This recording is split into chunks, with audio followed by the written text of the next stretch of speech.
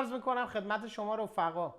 یه سری از خانوما که داخل کانالمون هستن گفتن ما چاقو سنگین نمیتونیم استفاده کنیم. اولا چاقو ما همه سبکه و این سایز چاقو هم توی وبسایت هستش، چاقو ژاپنی تیز که میتونی تمام کار آشپزخونه رو هم از خورد کردن، هم از برش زدن، همه کار، سبزی، گوشت، مرغ، ماهی، این چاقوها نمیفهمن، فقط خورد میکنن و میبرن. کند شدنی هم 6 ماه دیگه تیزش میکنی. امروز میخوام یه غذا بهتون آموزش بدم ولی فقط با برنج ساده درست میشه. من با سبزی پلو میخوام درستش کنم.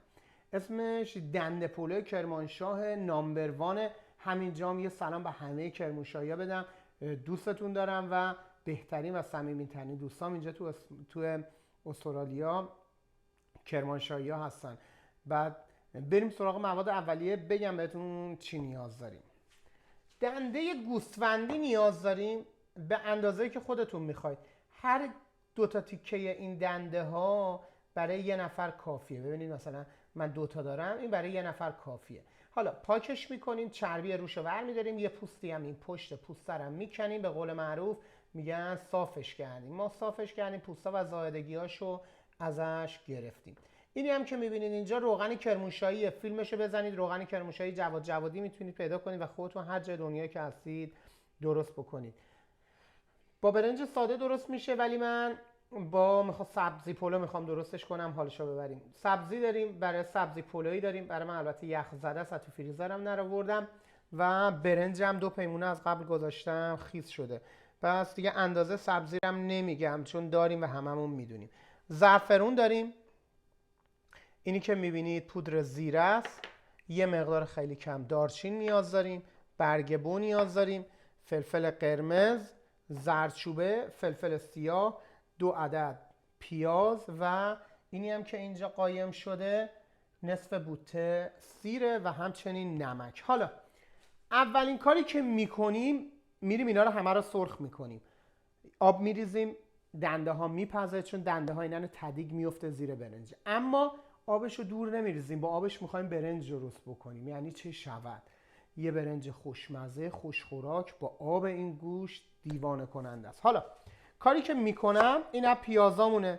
پیازامونو زیاد بهش گیر نمیدم، سعی میکنم که چون من آبش رو جدا میکنم برای اینکه بوی زخم گوشتا گرفته شه، من پیاز و سی رو بهش میدنم و به آب گوشتمونم طعم خیلی خوبی میده. به قول معروف میریم برای ساختنش. این از این. حالا میریم پای گاز، اینا رو توی ماهیتابه من سرخش میکنم اول و بعد میریزم داخل آب. مرحله به مرحله بهتون نشون میدم که چی نیاز داره. خب اینم از پیازا. یه مقداری که نرم شد، یعنی فلکسیبل شد به این شکل، یه مقداری که نرم شد دیگه میاریم گوشتارم اضافه میکنیم. اینا باید کاملا روش سرخ و برشته بشه، اونم تو روغن کرمانشاهی عزیزم. چه شود؟ فقط برده نگید جواد جوادی به ما غذا یاد میده ما رو چاق میکنه. ما رژیم لاغری هم فیلمش رو زیاد داریم، میتونید ببینید. خب به این مرحله که رسید این سیرا رو هم اضافه میکنیم. این سیرا هم یه تخت کوچولو میخوره چون ما نیاز داریم که بعد گوشت آبش رو استفاده کنیم داخل برنجمون. پس این تا چه زمانی باید سرخ بشه؟ کاملا به این شکل رنگ هر دو طرفش تغییر بکنه. رنگش که عوض شد یعنی شما کارتون درست بوده. حالا میذارم اینا رو کاملا سرخش میکنم، ویریم مرحله بعدم بهتون آموزش میدم. این سراغ اضافه کردن ادویه. به ادویه میخوام یه تفت کوچیک بدم قبل اینکه آبو بهشون اضافه کنم. دنده های من تقریبا 1 کیلو بودش. حالا برای 1 کیلو یه ذره بالاتر میگیری. نصف قاشق چایخوری زردچوبه. این غذا زیاد تند نیستش اما به فلفل قرمزم نیاز داره. نوک قاشق چایخوری فلفل قرمز و برگ بو 1 و 2 تا نیاز داریم. فلفل سیاه که هم عطرش رو کمک میکنه بهتر شه. فلفل سیاه اصلا جادو میکنه داخل غذا ولی زیاد نمیزنیم که رنگش رو تیره نکنه. و همچنین میایم سراغ زیره. زیره هم آپشنال، اگه دوست داشتید اضافه کنید، اگه دوست داشتید نکنید. اینم به اندازه نصف قاشق چایخوری بهش زیره میزنیم و همچنین یک کوچولو هم دارچین. چه شود به به. خب این از این. نمک ولی لطفاً اضافه نکنید. ادویه هامونو یه تفته کوچیک میدیم و اینا رو به قابلمه مورد نظر انتقالش میدیم. این حالا به این قابلمه منتقلش کردم. حالا ممکن براتون سوال پیش بیاد که چقدر باید آب بریزیم. ما به اندازه‌ای باید آب جوش بهش، فقط هم آب 100% جوش، به اندازه آب جوش اضافه میکنیم که با آبش هم برنجمون رو دم بکنیم. آبش رو از صافی رد میکنیم و برنج رو دم میکنیم و این آبش اصلا هدر نمیشه. حالا این اندازه آب میشه تقریبا برای پختن خودش. یه مقداری هم بیشتر میریزم برای اینکه این آب رو منتقل بکنم، برنجم رو باش دم بکنم. یه کوچولو هم زعفرون تو این مرحله بهش اضافه میکنم و همینطور نمک. چون دنده خیلی راحت، من به گوش نمک نمیزنم، میذارم آخر سر، ولی دنده یک دوسته میپزه. درش هم لطفاً باز نکنید تا انتها که کاملا بپزه، یه مقداری گوشتا از استخون جدا بشه. برمیگردم. آره ببینید چی عذاب در اومد. یه کار عالی و خوب، خودم هم ازش راضیم. این تا این مرحله. حالا اینا رو من به یه قابلمه دیگه منتقل میکنم به این شکل. حالا تو این آبش میخوام چی کار کنم؟ برنجم باید با سبزیم توی این آب بپزه. اینو بذارم کنار. برای این بودش که میخواستم آبش رو مزه‌دار کنم و برام خیلی مهم بودش که آبش کاملا مزه‌دار بشه. خب این آبم 100% جوشه. حالا برنجم رو بهش اضافه میکنم. نیازی به نمک هم نداره. نگاه کنید الان میره اینجا. یه قلکه خورد سبزی من بهش اضافه میکنم. حالا تو اون مرحله بازم بهتون نشون میدم. این مرحله که رسیدیم قل خورد، سبزی‌ها رو هم اضافه میکنیم. حالا این یه قلکه بخوره برنج آب گوشت رو به خودش میکشه و برنجمون آماده میشه. آبش که خوش شد دنده ها رو میچینیم کف و اینا رو هم برنجا رو هم میچینیم روش. اینان ته‌انداز خیلی خوب و عالی میشه. مرحله به مرحله بهتون نشون میدم که درست کردید مثل آب خوردن بتونید درستش کنید. نکته مهم، برنج و آبش همون آب گوش باید به اندازه‌ای تنظیم بکنید که برنجتون آبو به خودش بگیره و دوریز آنچنانی هم نداشته باشه. اگرم زیاد بود یه مقداری ببینید من برداشتم پیازای تهش رو برای سس روش که بخوایم باهاش بخوریم. خب حالا اولین کاری که میکنم یه مقداری نمک کف قابلمه میریزم. این از نمک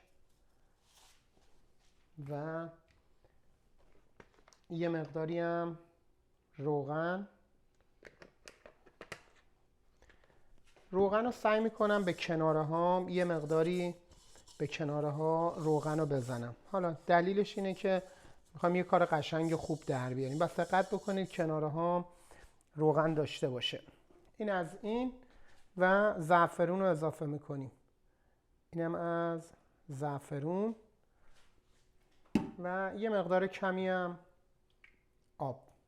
زیاد نه، همین مقدار، چون برنجشو من دیگه نزدیک دمای پخته برداشتم. حالا میایم سراغ دنده هامون.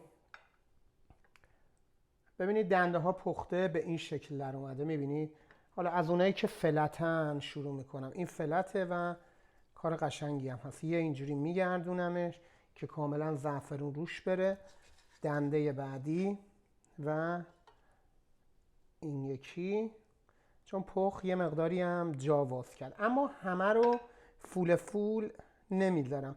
فکر میکنم همین 4 تا کفایت کنه. وسطش هم میخوام برنج باشه. حالا چرا؟ چون برنجه میاد تدیگ میشه و کار عالی از آب در میاد. حالا میام سراغ برنجه. این دوتا رو هم البته لای برنج میذارم و فقط برای اینکه از تدیگش مطمئن بشم این کارو میکنم.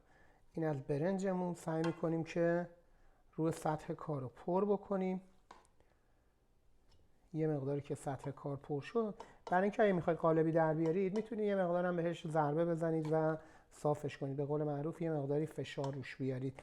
بعدم برنجمو به اندازه‌ای برداشتم که خمیر نشه. میبینید چون قراره بخارپز بشه. حالا اینا رو هم میذارم توی پرونده. این هم رفت اینجا و لایه به لایه پر میکنم و میذارم دم بکشه. آخر سر دیگه آماده شد، باهاتون خداحافظی میکنم.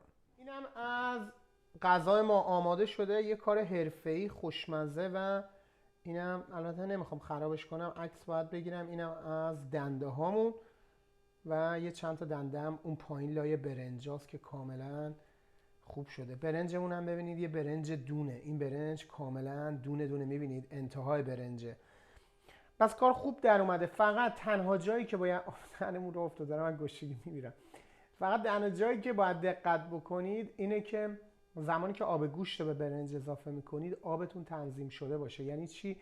یعنی اینکه مثلا اگه 2 تا پیمونه ریختید نیاز به 2 تا لیوان آب دارید، بیشتر نریزید که به هوای اون برنج خمیر نشه.